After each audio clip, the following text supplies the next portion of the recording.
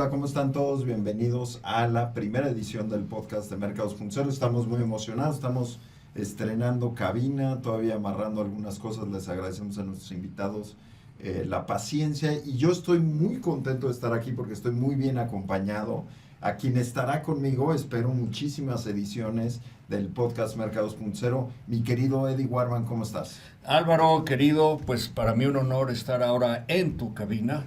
Me falta el mezcal, el paté, las pizzas, todo lo rico, pero lo soportamos por ser la primera vez. Bueno, yo creo que ya nos pusiste qué es a lo que le tenemos que aspirar a la segunda. Y además siendo un podcast a los que nos escuchan por primera vez, que tiene la intención de tener una duración de largo aliento, alrededor de 30, 40 minutos, yo creo que sí nos da tiempo de pues por lo menos un vino, un paté, un algo, ¿no? Déjame preguntarle al chat GPT, inteligencia artificial, si eso se puede hacer en el mismo tiempo que tú dices. Sí, el chat GPT nos podrá decir mejor. Y eso es qué buena forma de abrirlo en nuestro tema. Nuestra primera edición tendrá que ver justamente con inteligencia artificial, tendrá que ver mucho con BART, tendrá mucho que ver con ChatGPT, pero esos términos se los vamos dejando a nuestros grandes invitados para que nos los platiquen. Y yo voy a tener el honor de dar la bienvenida a Edgar Osuna. Él es director de Recursos Humanos de KTSA. Él es el actual director de área de recursos humanos de KPMG Technology Services Americas, o sea, KTSA, un delivery center en México que ofrece servicios de consultoría IT para la región, y para la religión también. Y nos va a hablar un poquito desde su óptica de 20 años de experiencia. Bienvenido, Edgar, ¿cómo estás? Bien, Álvaro, muchas gracias. Gracias por la invitación. No, muchas gracias por estar con nosotros. Y por supuesto también, Eddie, ¿qué te parece si tú presentas a Sebastián para no llevarme yo todo? Todos los créditos. Bueno, Sebastián es Key Account Manager de AMX. Es el que lleva toda la cuenta, es el mero, pues diríamos el mero papas fritas. Él es un experimentado profesional en la industria tecnológica con más de 20 años manejando todo lo que es la gestión ejecutiva, estratégica, tecnológica, de gestión y consultoría de ventas. Él es el responsable de uno de los clientes más grandes de Ericsson PL o P&L e impulsa el crecimiento de ingresos, las estrategias de implementación, se construye alianzas con operadores móviles y clientes empresariales, o sea, casi gracias a él opera la telefonía. Así nada más. Bienvenido, Sebastián. Muchas gracias, Álvaro. Muchas gracias, Eddie. Edgar, un gusto conocerte. Muy encantado y además un tema extremadamente interesante para todos. Así que creo que es un excelente primer capítulo, ¿no?, para este podcast. Ciertamente, yo creo que es un buen capítulo y creo que Eddie lo dijo muy bien de arranque. Todo esto, la fiebre empieza con el lanzamiento de ChatGPT, la llegada de la versión 3.5 a mediados de noviembre hace que el mundo enloquezca. Creo yo que enloquece más bien en enero. Es cuando a la gente le cae el 20 del poder que tiene, al grado tal que los que nos están escuchando sabrán que quieres utilizar la versión gratuita ahorita de ChatGPT y lo que te encuentras es que muy probablemente estará sobresaturada. En México, por ejemplo, no puedes acceder a la versión pagada. Tendrías que tener una tarjeta de crédito norteamericana o estar en suelo norteamericano para tener acceso a la versión Plus de ChatGPT. O una IP. O una IP, claro, un VPN para que te puedas meter. Y en realidad es relativamente barata, ¿no? Por $20.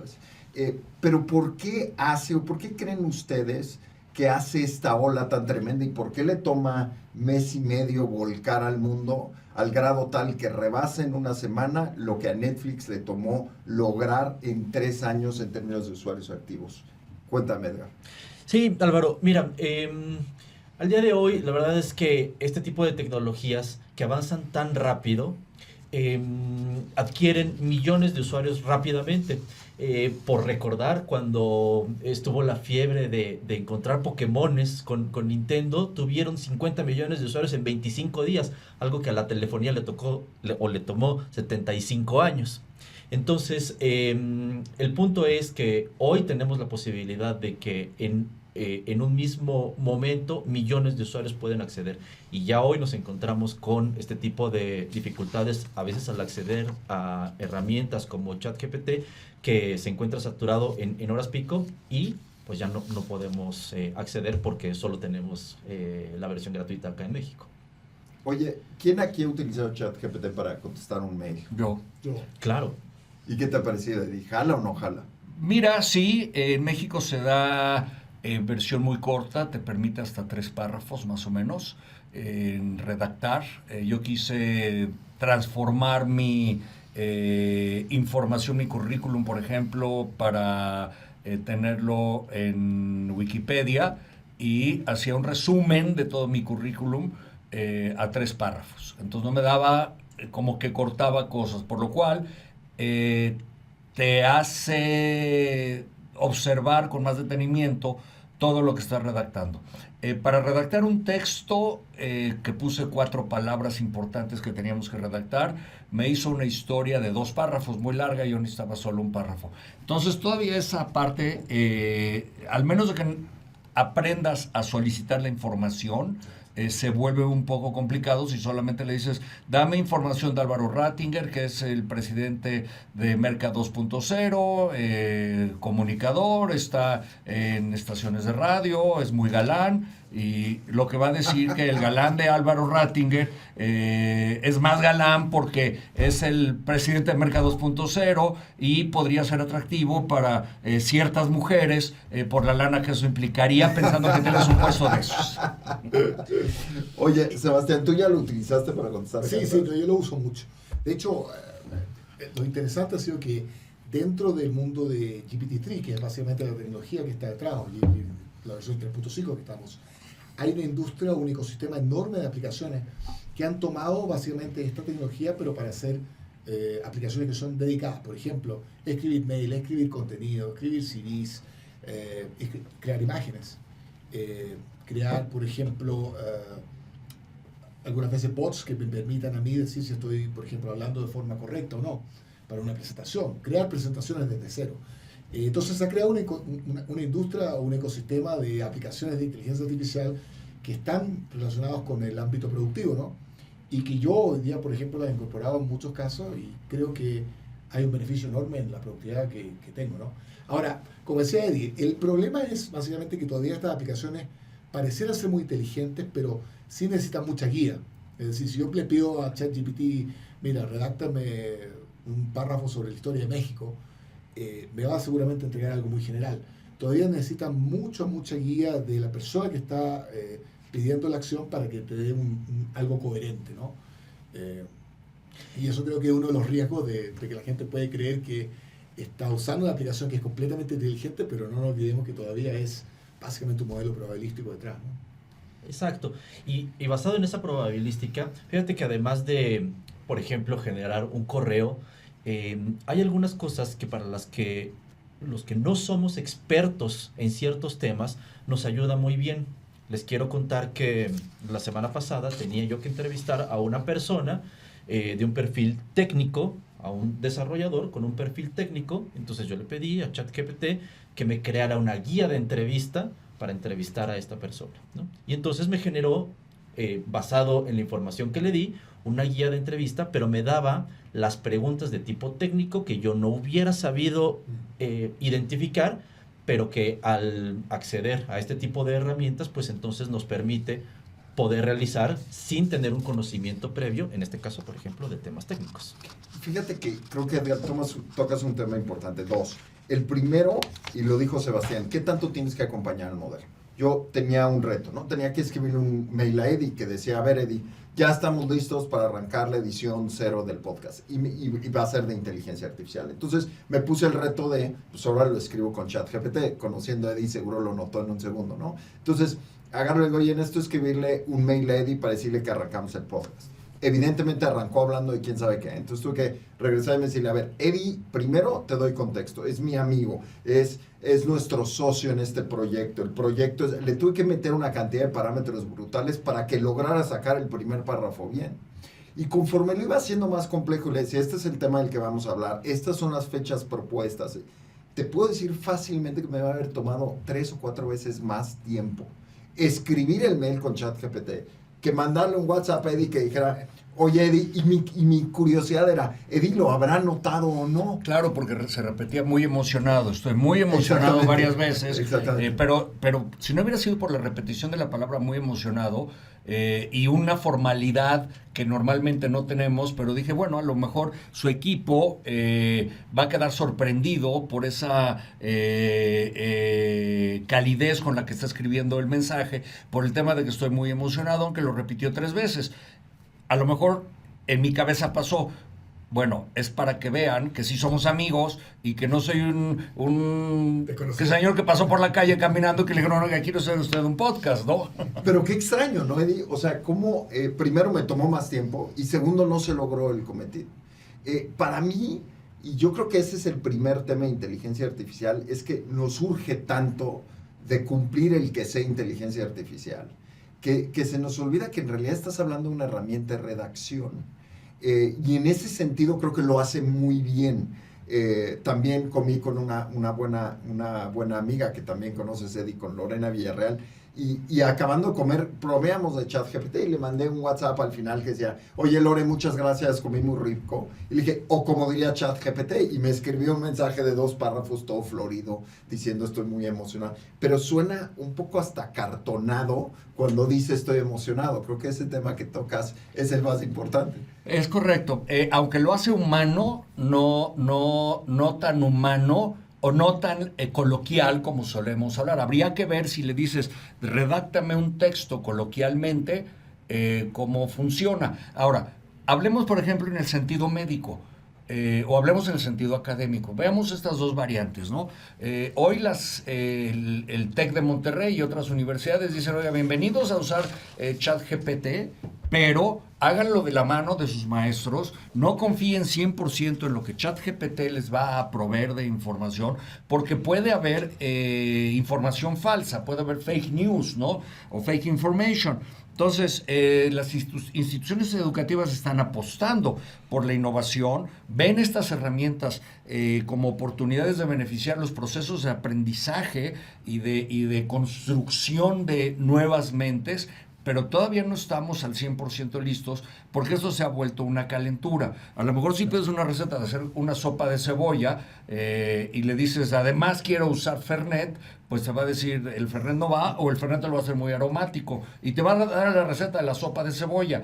Pero en cuestión de información verídica, habría que ver qué tan importante es. Yo creo que el tema de fondo es, ¿qué pasa cuando le metes $10,000 millones, que es la cantidad de dinero que le metió Microsoft a ChatGPT, solo para generar un motor, como dices tú, tal vez hay que decirlo impreciso, que es capaz de generar noticias falsas, que es capaz de generar también un poco de dirección equivocada, misdirection, como dirían los americanos, y que pudieras recibir un mal consejo médico, que pudieras recibir un mal consejo profesional. Yo he hecho ejercicios pidiéndole, y escríbeme un plan de marketing, y Dios le libre al que siga el plan de marketing que dice ChatGPT, porque pues, es un plan de marketing primero viejo, ¿no? Pero con reglas muy diferentes. ¿Cómo va a afectar esto, por ejemplo, empresas como Ericsson, que de algún modo son ejes, de algún modo en la estructura de Internet, en la estructura tecnológica desde conectividad y de antenas? ¿Y cómo le van a dar la vuelta a esto ustedes para que la tecnología no resulte siendo lejos de algo que ayude a algo que afecte? No, mira, yo creo que Eddie también marcó unos puntos interesantes. Yo creo que hoy día hay básicamente un hype enorme sobre GPT-3, sobre las capacidades. Uno primero tiene que entender que en general esta tecnología es muy naciente. Todo lo que son modelos neuronales, que es lo que usa GPT-3, que no trata, de alguna forma nos engaña a pensar que estamos hablando con un humano, es una tecnología que solamente se desarrolló desde el 2010.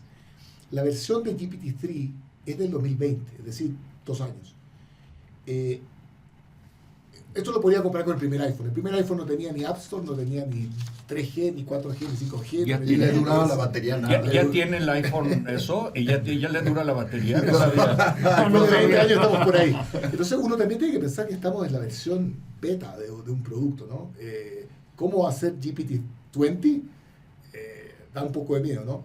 Entonces obviamente creo que lo primero es entender a nivel de usuario, a nivel de industria, para qué es buena la inteligencia artificial hoy día.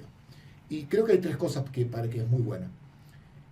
para realizar labores que son muy predictivas y muy estructuradas. Eso es perfecto.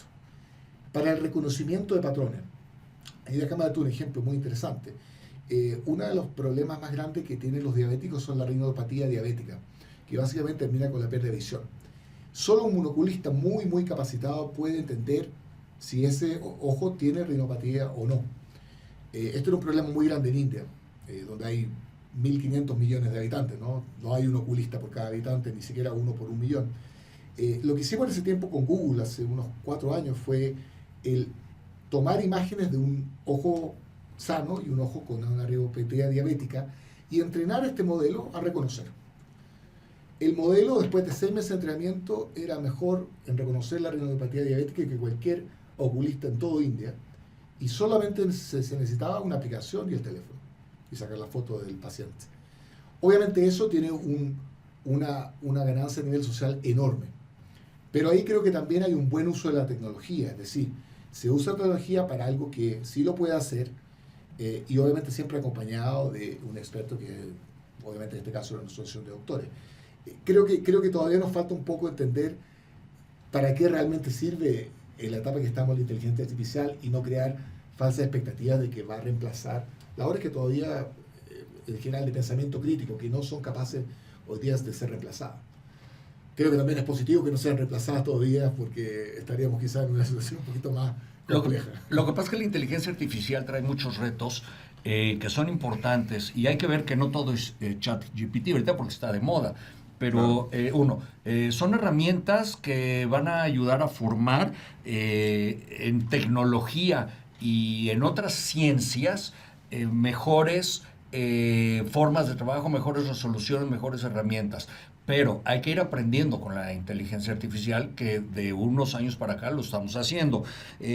Los modelos educativos buscan constantemente divulgar esta información y además hay un espacio que deja aquí a reflexionar a los expertos en qué traen consigo estas herramientas tecnológicas y cómo vas a utilizarlas a favor de evolucionar, que no se quede en un ChatGPT, que no se quede en una creación de imágenes, porque hoy te ves a TikTok y lo primero que te aparece es el creador de imágenes y te dan 20 fórmulas para crear imágenes, te dan 20 fórmulas para crear un video inclusive, ¿no? Entonces, pero eso no es todo. Eso está divertido para hacer el TikTok. Yo creo que lo importante es la inteligencia artificial, en la nueva investigación, cómo se está utilizando, cómo lo está usando Oracle, cómo lo está usando Amazon Care, por ejemplo, cómo lo está usando Microsoft, cómo lo está usando Apple inclusive, para el beneficio de la ciencia y toda la parte médica. Sí, yo creo que sí. Y no nada más verlo así, verlo en aplicaciones un poco más humanas, Eddie. La inteligencia artificial hoy se utiliza cuando prendes tu sistema autónomo de autos, si es que tienes un Tesla o si tienes alguna de esas cosas un poco más sofisticadas, o en cosas un poco más simples como tu teléfono. Me parece que Samsung utiliza tecnología similar donde optimiza cuáles son las aplicaciones que suben el caché o que bajen el caché porque está aprendiendo de cómo lo utilizas. Yo creo que la inteligencia artificial mira, más allá de ChatGPT, como correctamente dices, está muy presente en el día a día. Y el nivel de inversión de las empresas es importante, pero es en cosas mucho más pequeñas, ¿no? En elevadores que llegan en mejor momento, entre aplicaciones que suceden, que no suceden, que se presentan y no se presentan. Ahora, ¿qué pasa cuando el ser humano se enfrenta a esto y lo utiliza en su ventaja? ¿Qué pasa cuando tienes currículums creados totalmente de inteligencia artificial, Edgar? Sí, Álvaro. El problema al que nos enfrentamos es que la capacidad del ser humano para ir adquiriendo habilidades y conocimientos es menor que la capacidad tecnológica de la inteligencia artificial y de toda la tecnología de cómo va evolucionando. Y el problema al que nos enfrentamos es que cuando necesitamos contratar personas que sepan y que tengan estas habilidades, muchas veces no las encontramos. El problema del empleo a nivel mundial no se da por falta de oportunidades, se da por falta de personas con las habilidades correctas para poder ocupar ciertas posiciones. Y ha pasado muchas veces en las 3 revoluciones industriales antes de esta cuarta, ¿no?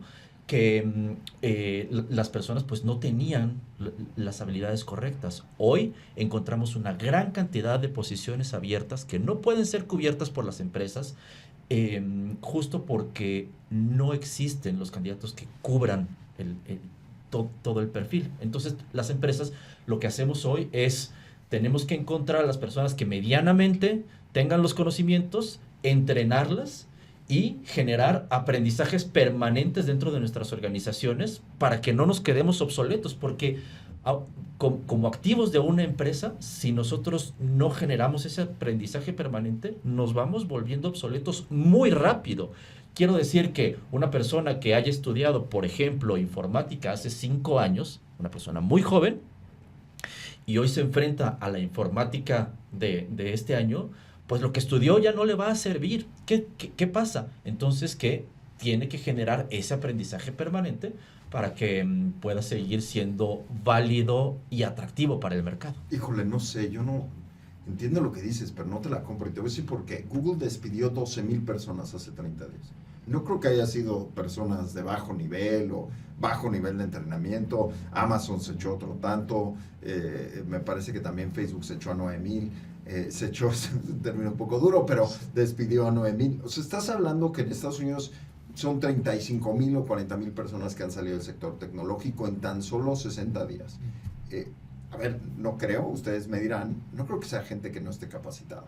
No creo que sea gente que no entienda inteligencia artificial. Yo estoy de acuerdo contigo. Yo creo que en el corto plazo, en mi estimación, hay por lo menos un 10% de la fuerza laboral que puede ser reemplazado con el uso de inteligencia artificial en tareas que en general o pueden ser más estructuradas o repetitivas. Ahora, ese 10% que creo que lo vamos a ver en toda la industria, por ejemplo, call center, parte de periodismo, realización de contenido. Como periodismo, no ustedes, pero otros. Parte de contenido. Va a haber un reemplazo brutal y creo que eso es parte de lo que pasa con cualquier ciclo tecnológico. Cuando yo tenía 5 años iba a recibir al cartero todos los días lunes. Eso lo reemplazó un mail. Ahora, lo positivo por otro lado es que uno ve que en general en mediano plazo nuevas formas de trabajo se crean, nuevos roles, nuevas oportunidades laborales. Pero sí creo que vamos a tener un ajuste brutal por el uso y la automatización que va a permitir la inteligencia artificial. Y si yo tuviera que darle un consejo a empresas mexicanas o trabajadores mexicanos, es la siguiente. Hoy día no estamos en una etapa que la inteligencia artificial pueda reemplazar a un trabajador. Pero sí estamos en una etapa donde un trabajador que use inteligencia artificial o una empresa que use inteligencia artificial para su beneficio va a reemplazar al trabajador que no la ocupa.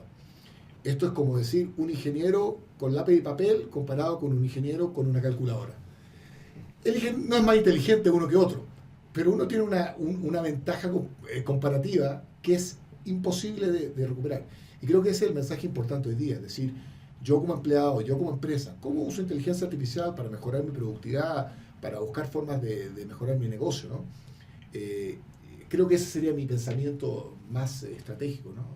Sobre el tema. Mira, yo viéndolo en el tema médico, por ejemplo, que la inteligencia artificial no es que vaya a sustituir el tema médico. Por ese ejemplo que pusiste de la retinopatía, yo ya había leído al respecto. Se han invertido más de 11 trillones de dólares. Trillones de dólares en el desarrollo de inteligencia artificial en cuestiones médicas.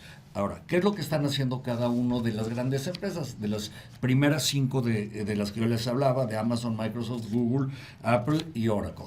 Yo le pedí a ChatGPT que me hiciera un guión para poderlo trabajar. Entonces, fíjate, aquí tenemos de atención médica para pacientes que están dispuestos a adoptar nuevas tecnologías, a explorar modelos de atención. Se espera que en el espacio de atención médica haya un enfoque más estratégico, mucho más ágil, sobre todo en países donde, como nuestro país, el tema de atención médica está sobrepasado. Entonces, ¿cómo puede haber atención médica a lo mejor en forma remota, como ya se empezó a hacer? Bueno, teniendo la información en toda esa base de datos con una megacomputadora, pueden trabajar los médicos y hacer una evaluación a partir de los síntomas que tú estás dando, ¿no? Pero, por ejemplo, Amazon está construyendo una plataforma mucho más sólida para atención virtual, sincronizada e integrada para One Medical, es una de las divisiones, para Amazon Clinic y una cadena como CVS, por ejemplo. Estos servicios son computación en la nube y van a monitorear la salud de infinidad de pacientes. A lo mejor ya con la fotografía, no solamente del iris o de la retina, para determinar si tienes una deficiencia diabética, vas a poder determinar a través del iris qué otros órganos o qué otras afectaciones están funcionando en tu cuerpo. Tenemos iPhone, por ejemplo, con Apple Watch y con iPad, elementos que se han vuelto claves en la estrategia de atención médica, y con el apoyo de aplicaciones como Health y Health Kit, Research Kit y Care Kit.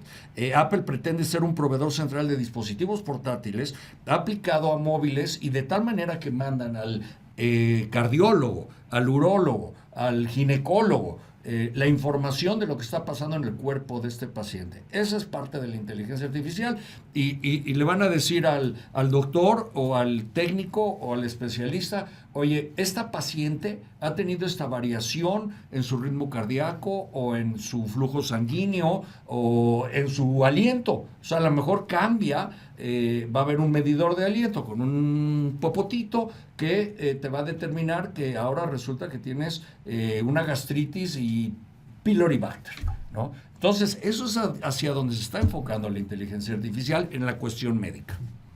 Sí, esta detección de correlaciones, ¿no? Porque correctamente decías del iris. Seguramente después de analizar, no sé, millones de fotos de iris, resulta que hay una correlación entre el iris y yo qué sé, una enfermedad, osteoporosis, yo qué sé.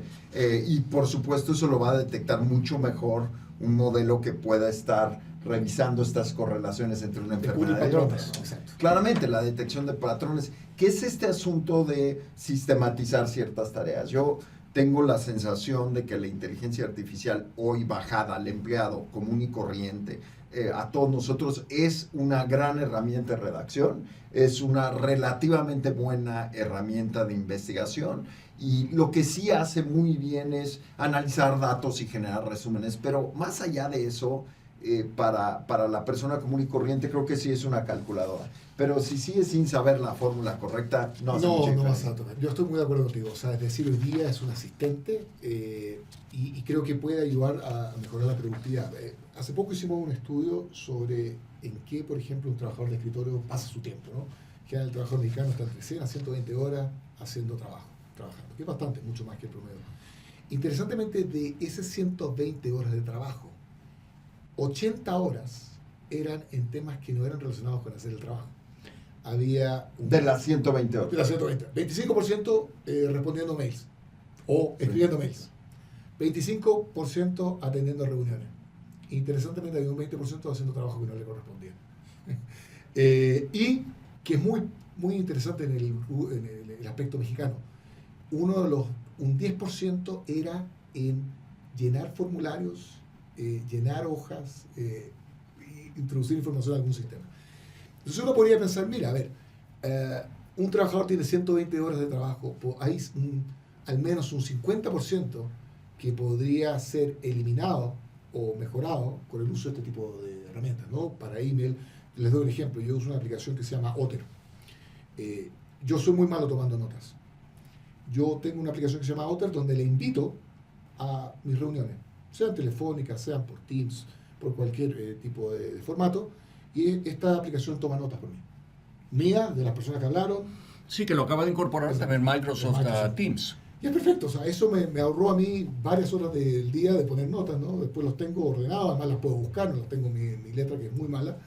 Y eso, por ejemplo, es una mejora sustancial a mi productividad. Ahora, como dices tú, donde no estamos ni cerca es en el pensamiento crítico, que creo que es donde se produce la confusión. Hay mucha gente que está esperando que ChatGPT le dé respuestas para tomar decisiones.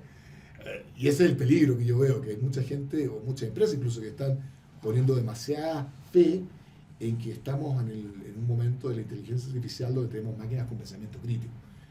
yo creo que eso estamos a décadas probablemente de llegar. Todavía a no eso. estamos ahí.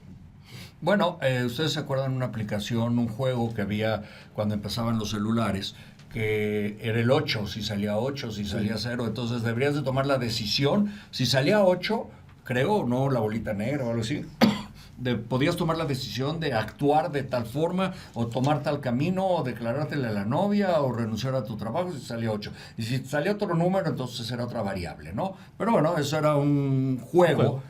Claro, que hacía asertivo, ¿no? Digo, ustedes conocerán más la parte tecnológica. Lo que sí es, por ejemplo, el examen que le aplicó el profesor Christian Terwich en una investigación que hizo en la Universidad de Wharton, él desarrolló el ChatGPT, ¿no? Entonces él desarrolla esto y presenta un examen para ver qué tan hábil es ChatGPT o GPT para hacer un MBA, una maestría en Wharton. Entonces, él se pregunta si en una predicción basada del desempeño, este bot podría estar a nivel del mejor estudiante. ¿Y qué crees? La puntuación del bot escribió este científico, este maestro de Wharton, Terwich, que GPT, nos debe decir cómo se pronuncia, muestra una notable capacidad para automatizar algunas de las habilidades, entre comillas, estoy leyendo, notable capacidad para automatizar algunas de las habilidades de los trabajadores del conocimiento altamente remunerados en general y específicamente los trabajadores del conocimiento en los trabajos de tecnología y ocupados por graduados de MBA. O sea, el ChatGPT pudo competir contra un graduado de MBA más rápido y tan asertivo como el mejor. A mí, cuando dices eso, lo primero que me viene a la mente es preguntarme si es que ChatGPT es tan impresionante y genera tan buen texto o nosotros leemos muy mal. Porque también hay un tema ahí donde la gente no percibe siquiera lo que está leyendo. Y lo platicamos tú y yo al arranque del programa. Cuando tú recibes el mail mío invitándote a la primera edición, dices, qué raro que Álvaro mencione en el mail 3 veces esto. Cariñoso. Pero, exacto, pero quiere decir que leíste el mail. La mayoría de las personas hoy no leen lo que reciben, no leen los Solo reportes. porque era tuyo. Pero acaba siendo un palomazo. Y a mí eso me parece realmente delicado. Tú hablabas de periodismo. Tanto Eddie como yo estamos del lado periodístico de la mesa. Yo creo que es un asunto importante, es qué tan bueno vas a ser a la hora de generar textos. Hay un estudio muy interesante que habla del sesgo de las comunicaciones en los extremos políticos. Y dice, bueno, si tú eres una persona que lee medios que tienen una tendencia liberal o de izquierda, que no son necesariamente lo mismo, pero para no convertir esto en un programa político, el sesgo de la comunicación será a generar fake news hacia ese lado. Y lo mismo sucede del lado un poco más conservador o derecha, y sucedió con las testificaciones de Fox News hace una semana, donde dijeron, nosotros mismos sabíamos que todo lo que había pasado en el Capitolio era falso, pero no podíamos decirlo al aire. ¿Qué pasa si ChatGPT lo utiliza un editor para generar cosas que representen su sesgo y simple y sencillamente se amplifique? ¿Cuál es la responsabilidad laboral de esas Pero personas? hacer un comentario sobre lo que dice Eli, porque me pareció súper interesante. Solo agregando lo que han ahora tratado de hacer con ChatGPT, también lo pusieron a hacer el examen de barra legal para Estados Unidos. Y lo pasó. También lo metieron a hacer el examen para hacer de la barra médica. Y lo pasó. Lo pasó con 75%, pero lo pasó. Ahora, lo que creo que es más, para mí, escandaloso es, realmente tenemos un buen modelo de educación. Es decir, si un modelo que solamente es probabilístico y no está buscando pensamiento crítico, sino conocimiento adquirido, probablemente es muy bueno para pasar. El problema yo creo que es que la educación a nivel mundial no ha cambiado en 100 años. Seguimos tomando un modelo de educación donde a los alumnos se les enseña algo hasta que lo aprenden, ¿no? A través de memoria, aprendizaje, pero siempre es un aprendizaje. Creo que lo que va a tener que cambiar en los próximos 100 años es que la educación se va a tener que enfocar mucho más a pensamiento crítico, como lo que decías tú, ¿no? O sea, que ChatGPT me dé un artículo sobre el gobierno de turno, ¿no? Eso lo puede hacer seguramente. Ahora, que ese artículo tenga un pensamiento crítico es algo que hoy día no podemos. Creo que el desafío que tenemos hoy día es como sociedad cambiar el sistema educacional, porque el aprender como loros, ¿no? Como se dice en mi país, es algo que ChatGPT lo puede hacer mejor que nosotros. Pero justamente no queremos llegar que nuestros futuros profesionales vayan a ese lugar, ¿no? Pero déjame hacer dos acotaciones. Uno, ChatGPT y esas aplicaciones de inteligencia artificial apenas tienen pistas, de pistas humanas. Están aprendiendo a partir de las experiencias, reacciones, palabras, textos, poesía y todas esas emociones que solo el humano puede tener. Está aprendiendo a mostrar pistas humanas, como estoy muy emocionado, que si es una palabra de Álvaro, él puso yo estoy muy emocionado en su texto cuando redactó ChatGPT, te lo aseguro que él usó la primera palabra emocionado. Y a partir de ahí esto generó, porque es una pista de humano. Ahora, algo importante es que los análisis todavía no los está haciendo más que basado en información.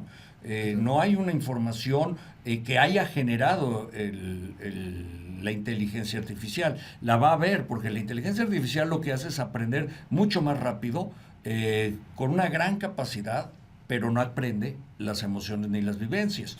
Por eso es que todavía no estamos listos para esa parte humana. Completamente de acuerdo. Y justo retomando un poco lo que decía Sebastián, en nuestros modelos educativos seguramente iremos incrementando las habilidades en temas blandos, ¿no? Como temas de negociación, temas éticos, temas de interacción social, porque son aquellas que todavía la tecnología no es capaz de abarcar y que los seres humanos llevamos ventaja. Muy interesante. ¿En qué es malo estos modelos de redes neuronales, no? Uno, la empatía. No entiende empatía. Como decía Eddie, puede imitar una forma de hablar de cierta persona o de cómo expresarse, pero no entiende lo que es empatía. Lo segundo, que es muy malo también, en pensamiento crítico. Puede llegar a darte una probabilidad sobre cierta decisión, pero básicamente no está basado en pensamiento crítico, sino no solamente en la información que tenía anteriormente. Y lo tercero que es interesante es la creatividad. Aun cuando parecen ser herramientas muy creativas, la verdad que está tratando de imitar la forma de que un ser humano se expresaría en términos de modelo de creatividad, pero no está realmente reemplazando. Y lo cuarto, que es para mí también bastante obvio, habilidades manuales, ¿no? Creo que esas son las 4 áreas que uno podría decir, bueno, por lo menos como seres humanos todavía nos quedan. Mira, yo creo que me gustaría meter otro factor a la conversación, porque hablamos mucho de inteligencia artificial, pero también tenemos que entender dónde queda México en el juego de inteligencia artificial y dónde queda el mundo. Porque lo que les platico es esto: ¿quién es dueño de la mayor cantidad de patentes sobre inteligencia artificial y aprendizaje de máquinas? Y lo que te sorprende es que de las compañías que más tienen es justamente Tencent, que es una compañía y tiene el doble de patentes que Microsoft. Hablamos mucho de Microsoft y decimos, oye, ellos están muy bien, pero ellos tienen alrededor de 5.600 patentes, que son muchas. Tencent tiene 9.600. Y para mí me gustaría que recordemos Motorola. Motorola es una compañía que se pasó de mano en mano por las patentes que tenía. Claro. No necesariamente por si los teléfonos eran buenos. Acabaron por despedazar la compañía por sus patentes. Google la compró un tiempo, me parece que hoy es parte de Lenovo, y así la han ido pero vendiendo pedazo por las patentes. Justamente por las patentes. Y entonces también es ¿dónde queda México en términos de inteligencia artificial? La patente número 1 de ChatGPT, de inteligencia artificial, es la de México, la de la ministra Yasmín. Exacto. Porque ella hizo su tesis con ChatGPT basada en la información del estudiante que en 1986 había hecho, y entonces ahí nace la primera patente. Claro, era el ChatGPT análogo, era la versión .5, era el beta. O ya empezaba con esa inteligencia que tiene ella y la memoria de inteligencia artificial, que pudo hacer una tesis sin ir, pero antes, pero después, maravilloso. Entonces, espérame, ahí viene otra cosa. Sería muy interesante ver si metiendo toda la información la información base de la tesis, ¿puede ChatGPT hacer una tesis tan brillante como la de la ministra Esquivel? No, es que esa era otra versión. Es que tienes razón. y les pregunto a ustedes, a los tres, ¿no les parece en cierta medida que ChatGPT es uno de los actos de robo de propiedad intelectual más grande que ha habido en la historia? Porque al final está basado en información que ya existe. Mira,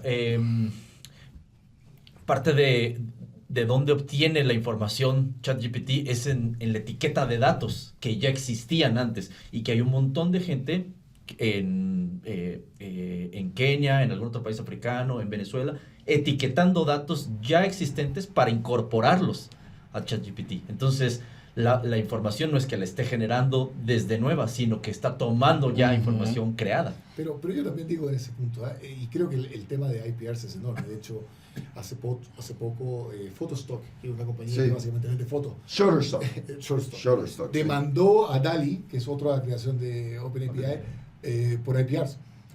Ahora, uno podría decir, bueno, no es como el ser humano también trabaja, ¿no? Nosotros somos también, de alguna forma, una creación de todas nuestras experiencias pasadas y todo lo que hemos leído, ¿no?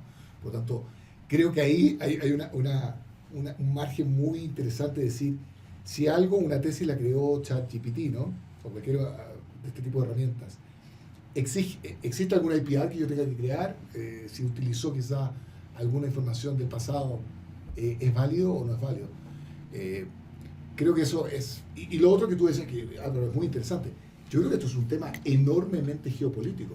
Es decir, estamos hablando de inteligencia artificial y tenemos dos grandes potencias como China y Estados Unidos, que hoy día están enfrascadas en una guerra tecnológica.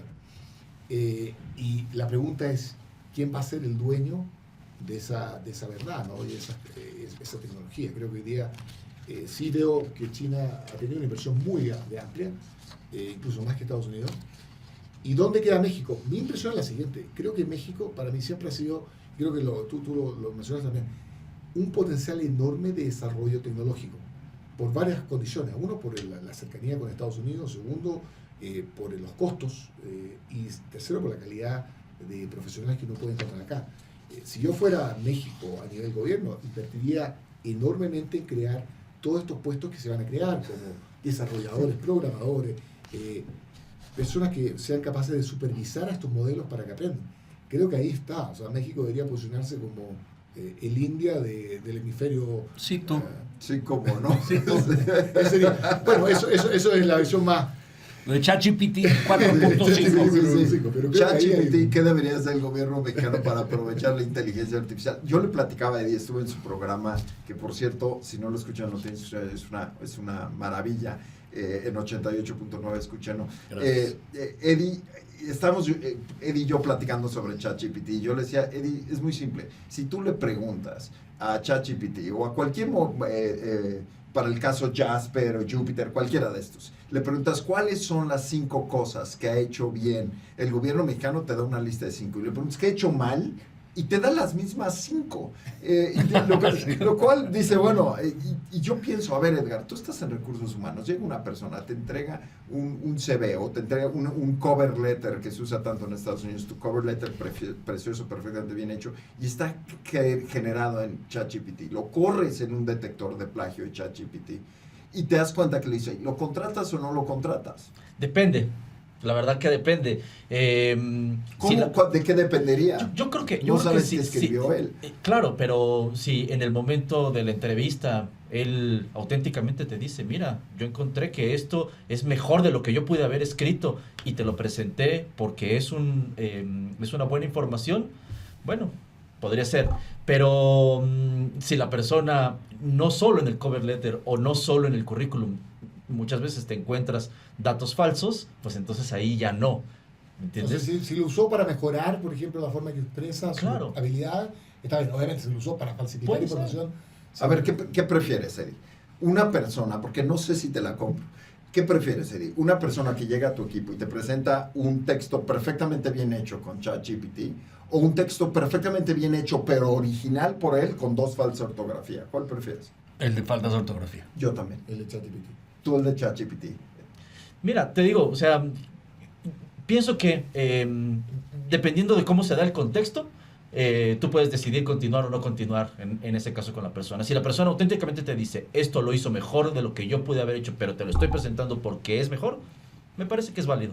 Pero ¿no te preocuparía que te dijera, lo puede hacer mejor. Porque mira, tú dijiste medios, y tienes razón. A mí me parece que ChatGPT es una gran oportunidad de medios. A mí la gente me ha dicho, eso va a desaparecer periodistas, y digo todo lo contrario. Todo lo contrario. Al revés. Un texto original va a valer 10 veces más que uno no original, porque va a ser más fácil hacer uno no original. Entonces, si tú escribes una columna, como lo escribes tú, Eddie, como lo escribo yo, un programa creado por los dos, va a tener un peso desmedido, porque ahora va a ser muy fácil crear uno en información pasada. Para mí es muy bueno.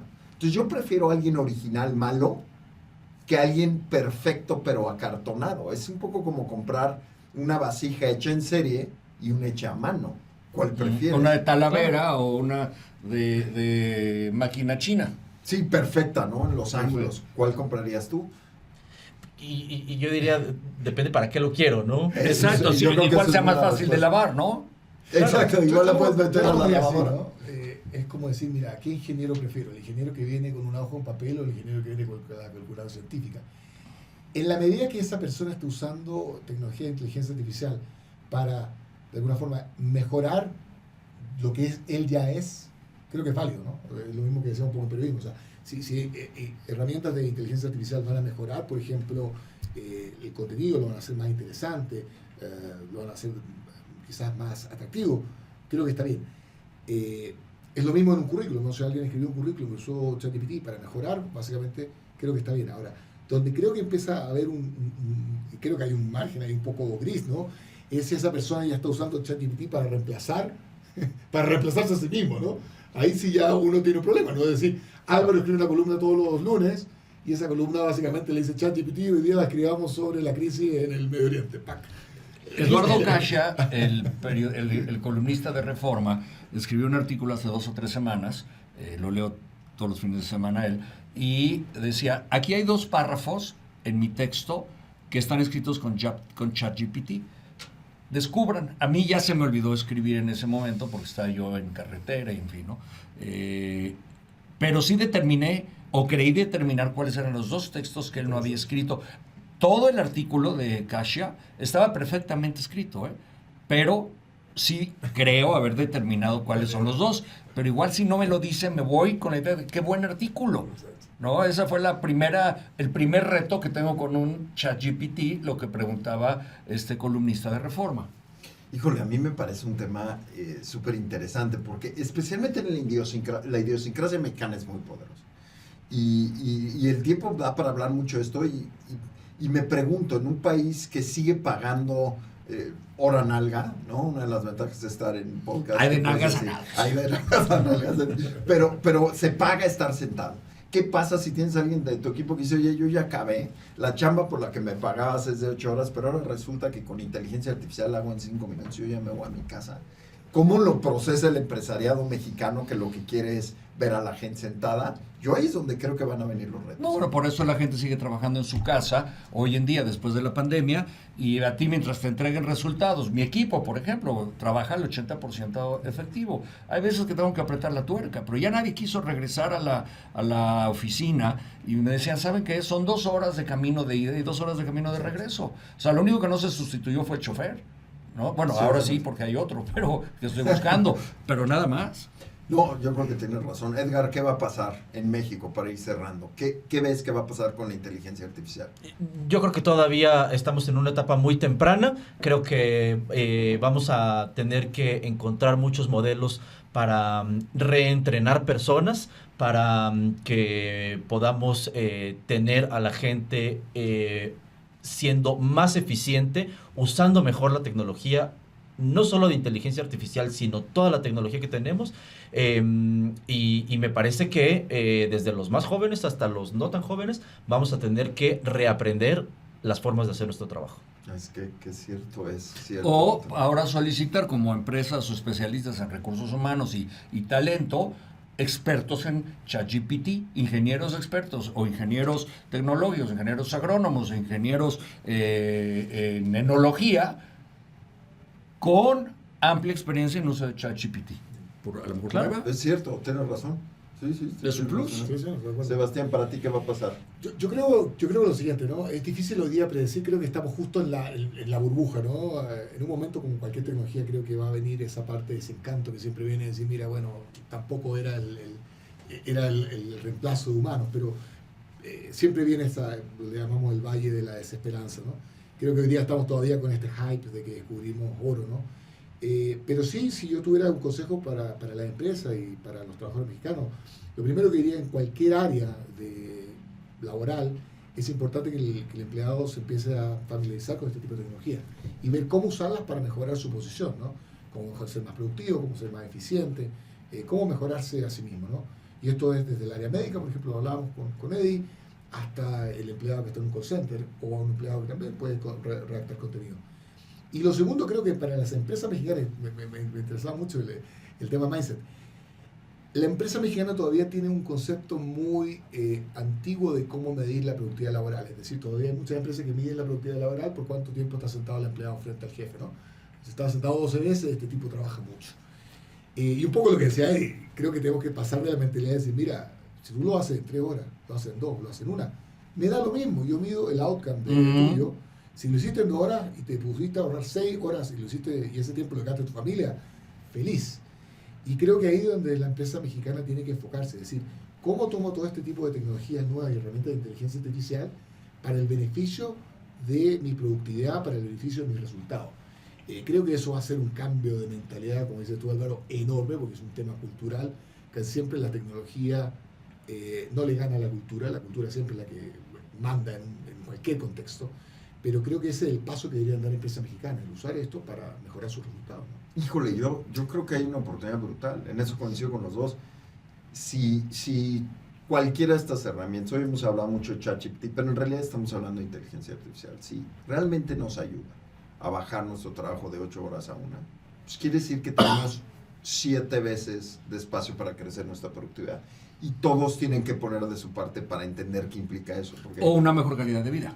una Totalmente. mejor calidad de vida, sí, ¿por qué no? O sea, yo, francamente, si encuentro que puedo hacer mi trabajo en 3 días y no en 5, ¿por qué? ¿Cuál es el problema de hacerlo así si se logran mis objetivos, no? Ya en algún momento sé que se está analizando el hecho de que la jornada de trabajo que hoy es de 48 horas pueda cambiarse a una jornada de 40 horas, tratando de mantener los mismos estándares de productividad, pero en menos tiempo. Entonces, es posible que encontremos que nuestra calidad de vida mejore al tener mayores espacios para nosotros. Claro, fíjate, yo soy súper crítico, Eddie, yo lo hemos platicado mucho, yo soy muy crítico muchas de las cosas que hace, en general el gobierno, en general soy medio anarquista en ese sentido, pero lo que sí te puedo decir es que este asunto de subir el número de vacaciones, días de vacaciones, me pareció fabuloso. Claro. Me pareció que se tenía que hacer hace muchísimo tiempo, éramos creo que el penúltimo país de la OCDE, si no es que el último. Y entonces creo que es un acercamiento a estas nuevas tecnologías. Pues yo feliz de seguir platicando aquí con ustedes, pero el tiempo es lo que es y nos alcanza. Edgar, Osuna, me permito despedirte antes de que a Sebastián lo despida. Eddie Warman. Eddie Osuna es director de Recursos Humanos de KTSA. Muchas gracias de estar con nosotros, mi querido Edgar. Muchas gracias, Álvaro, Eddie, un gusto, Sebastián, y encantado de estar acá. Igualmente, Edgar y Sebastián Barros, pues muchas gracias. Key Account Manager para AMX, que es todo lo de telefonía.